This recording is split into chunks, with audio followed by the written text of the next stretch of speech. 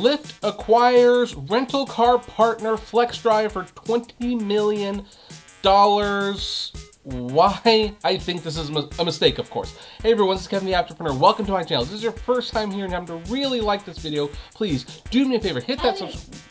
Honey, turn down the music. I'm trying to watch Riverdale. Okay. It doesn't have to be so loud. Alright. Okay, thank you. Okay, well, okay, so hopefully that'll be better. Alright, so, yeah, if this is your first time here and you happen to really like this video, please hit that subscribe button, ring that bell notification. We upload videos on a near daily basis, and you will want to be notified of when those videos go up. So anyway, on Sunday, I was actually doing a live stream with a special guest star, which, by the way, that was so well received, we might just have Dark Road Run on this channel again sometime. You never know. But we were talking about how Fair had decided they were going to cease leasing cars to Uber drivers. And we went over a myriad of reasons of why they would do this and why this makes so much sense. You know, the cars take a lot of wear and tear. There's a lot of depreciation. Uber and Lyft drivers tend to run these vehicles into the ground. Now, if you are doing this full time, I can understand why you would want to do this. Like, why would you want to run your own vehicle into the ground? Heck, if you even hit certain milestones, you didn't even pay anything for the rental. However, actually, that ended up being like a really bad deal for Fair. They ended it.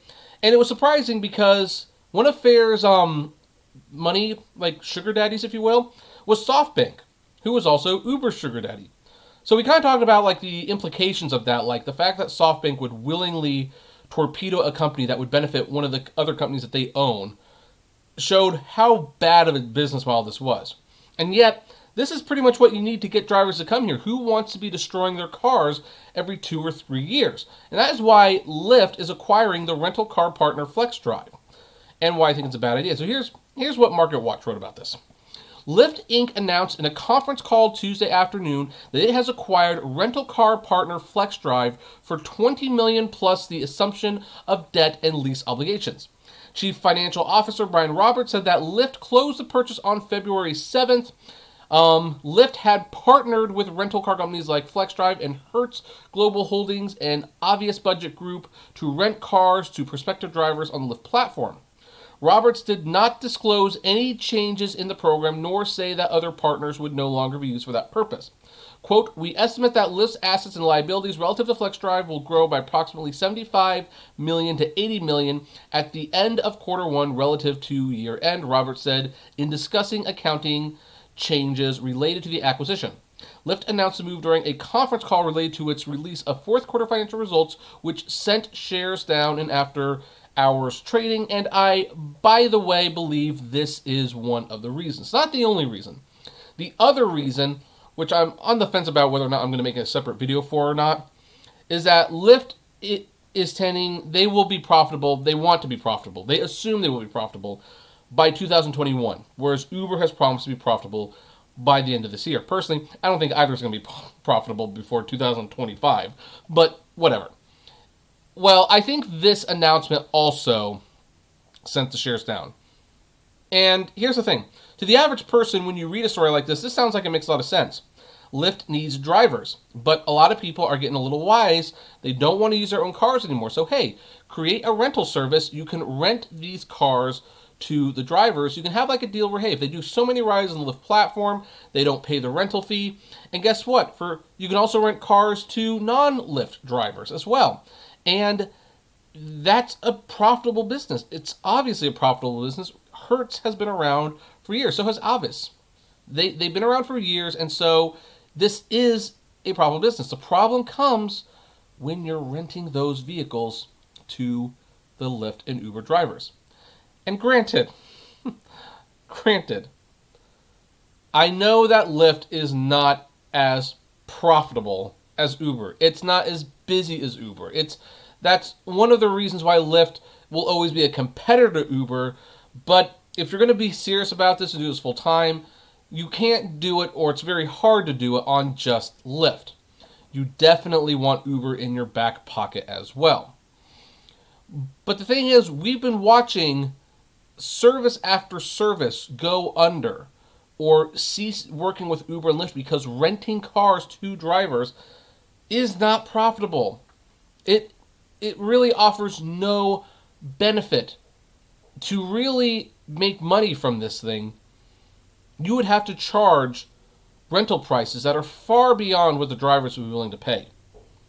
And unless you actually charge this astronomical amount, there's almost no amount that you can do that would make this profitable, especially if you have a deal. And here's the thing, you attract the drivers by saying if you do this many rides in the week, your rental's free and the company will pay you. That's great. That's what's going to get you the drivers to come and check you out. However, if drivers actually do that, they put way more wear and tear on the car than the car can handle. So the car depreciates in value a heck of a lot faster. Therefore, the money that they get paid from Uber and Lyft doesn't mean anything.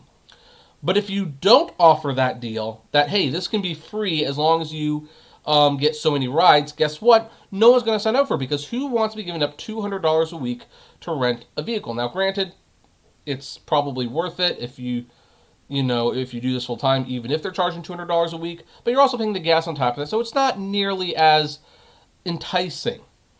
Lyft announced this, and I think they're doing it because they need vehicles. They need vehicles for Lyft drivers because one of their advantages would be, hey, if we can provide vehicles to rent for our drivers, we have an advantage over Uber, who is really struggling to keep a partner in this area.